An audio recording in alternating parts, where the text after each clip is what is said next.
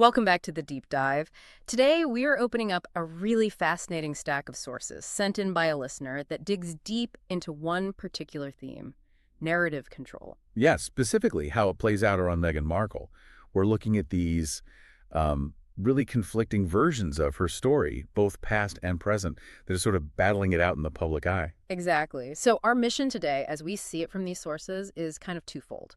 First, we need to unpack some honestly pretty explosive claims about an alleged first marriage. One that was supposedly erased. The sources use the word surgical to describe how her history was allegedly sanitized. Surgical, wow. And then second, we want to trace how that same pattern, that need for narrative management, might be showing up right now, in her recent awards, business stuff, public image. It makes sense. It's about connecting the alleged past actions to present strategies. So where do we start? I think we have to begin with the most persistent rumor detailed in these sources, this claim of a secret marriage way back in 1994. Right, in a Las Vegas chapel. Decades before she met Harry, obviously. This is the supposed royal prequel that was wiped clean. Okay, let's get into this. If it's true, it really changes the foundation of her public story, doesn't it? Fundamentally, the claim is she married a man named Joe Giuliano. This was July 1994, Vegas. She'd been, barely out of high school? Yeah, very young. And the sources also mention a child, Noel, born around 1999. That's part of the claim, yes. Which stands in stark contrast to the narrative we all know. The single, ambitious, self-made woman narrative. Okay, so if this happened and was then erased, what actual evidence do the sources point to? Because erasing something completely is hard. It is, especially things from before everything was digital. The sources mention fragments, paper trails, like an old Vegas chapel registry not digitized from July 94. Showing initials. MM and JG, reportedly. But here's where it gets particularly interesting, according to the sources. There's an archived Las Vegas clerk log entry from around the same time. And the signature line on this official record is completely blacked out, like heavy ink bled through the paper. Whoa, wait. Blacked out? On a physical archived public record, that sounds intentional, not like a smudge or an error. That's exactly the point the legal experts consulted by the sources made. It signals clear intent. Heavy obliteration like that, they say, it just doesn't happen by accident in official archives. So it suggests someone went to considerable effort, maybe even manually, to remove that specific piece of information. Precisely. A deliberate, almost surgical purge, using that word again. It points to the level of effort involved. This wasn't just a quiet split. It suggests an immediate, aggressive erasure. And it wasn't just paper trails mentioned. There's also a source talking about a photograph. Yeah, a 1994 photo of her at a Giuliano family picnic. Apparently, it completely vanished after a cease and desist order was issued. A cease and desist. Okay. And there were some Nevada mailing list ties mentioned, too, linking to Giuliano's cousin. Right. So you have these little specific data points that seem traceable, but then they just hit a wall, a dead end. So what happened after the alleged split, according to these sources? What were the consequences? An immediate and apparently quite aggressive silence fell. The sources claim she told Giuliano she'd sue him if he spoke out. Seriously? That's the claim.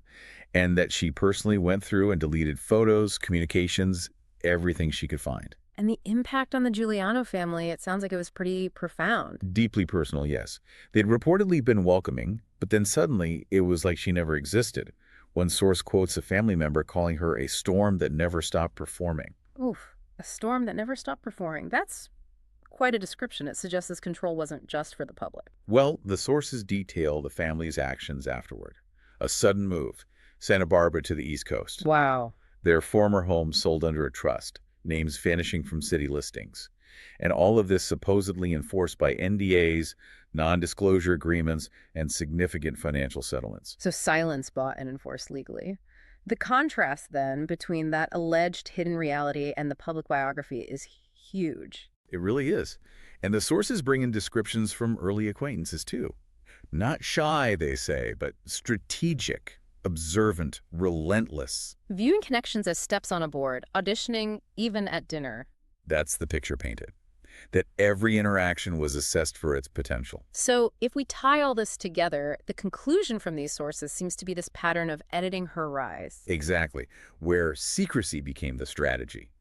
And the erasure, maybe starting as a private necessity, evolved into a professional survival tactic, protecting the image. The spotless history the world was meant to see, and the argument is that instinct to control the message, it didn't stop. It just adapted. Which brings us to the present day, and how this pattern might be playing out now. Right. Let's look at the current narrative, starting with this humanitarian award they just accepted. Okay, yeah. Prince Harry and Meghan accepted the Humanitarians of the Year award from Project Healthy Minds.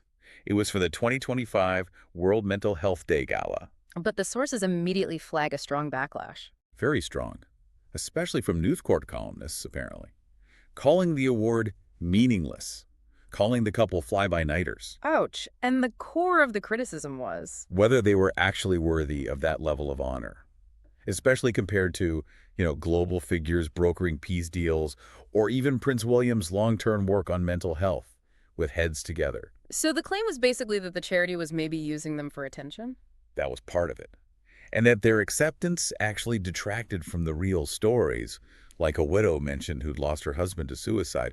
It kind of overshadowed the cause itself. It's ironic, isn't it? Trying to shape a positive narrative with an award, but generating negative press that questions the very substance of their work. It's a tricky balancing act, and it created another narrative headache instead of a clear win. Speaking of calculated presentation, let's talk about the lifestyle brand, American Riviera Orchard. Yes.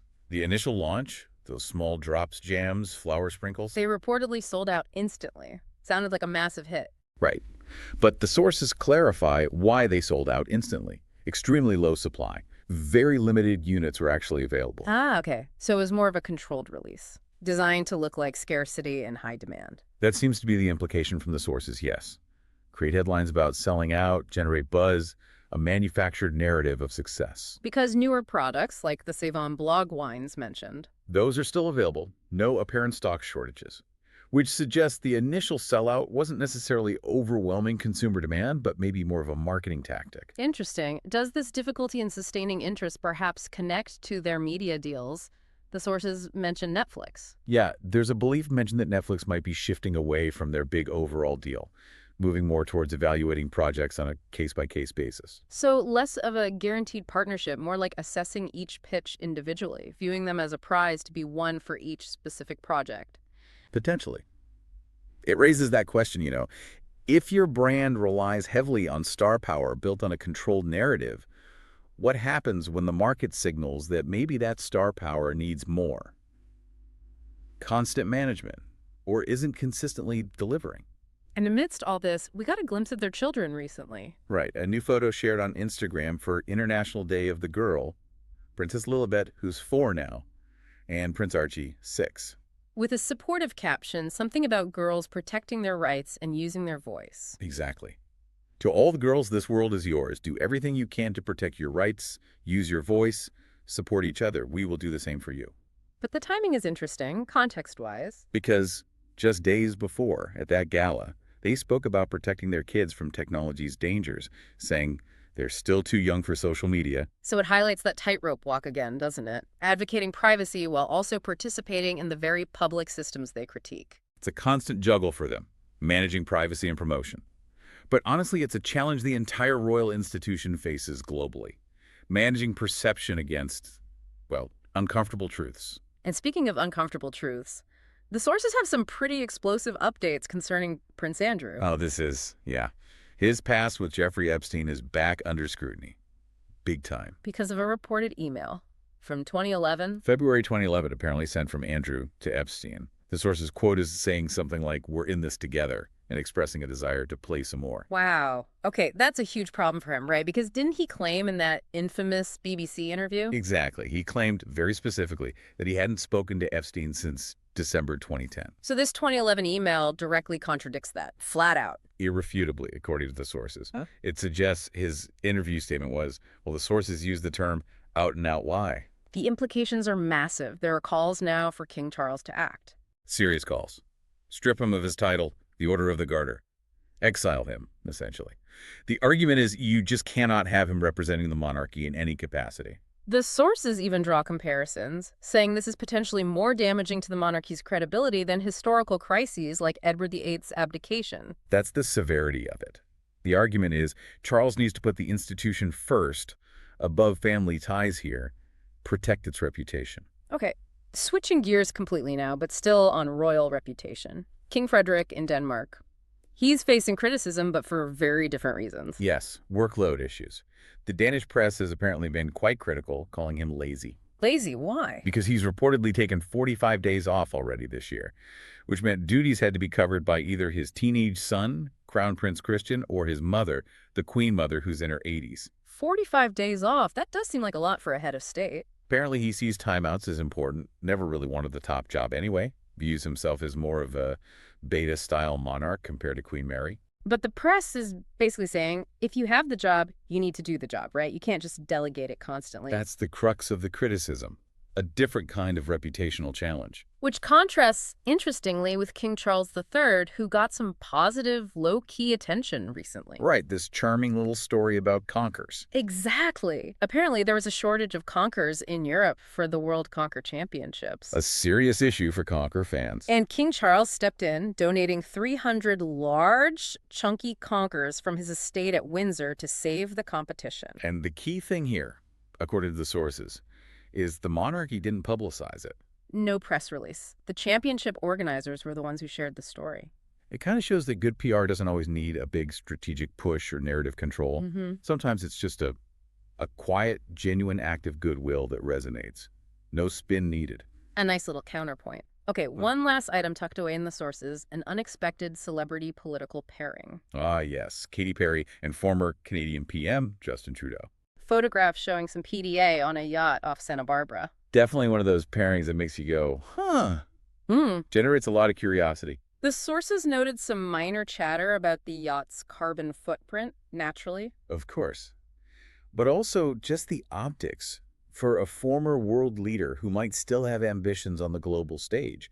Is that level of public display helpful for maintaining serious political weight?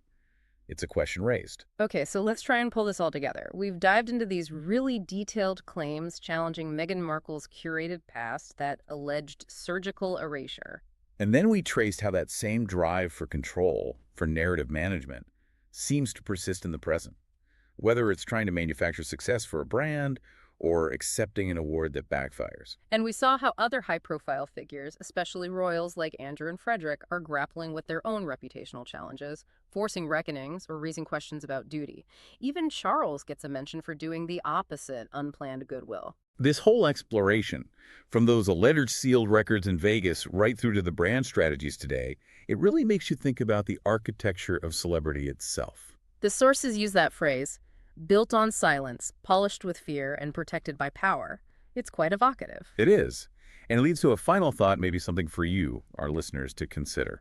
If that Giuliano story, assuming the sources are accurate in their claims, truly did vanish through such extreme measures, surgical erasure, NDAs, massive settlements. Why go to such extraordinary lengths to hide a past chapter if it were truly harmless or insignificant? What else, by necessity, might have to remain hidden for the current, carefully constructed narrative to hold up? Something to mull over. Thanks for diving deep with us today.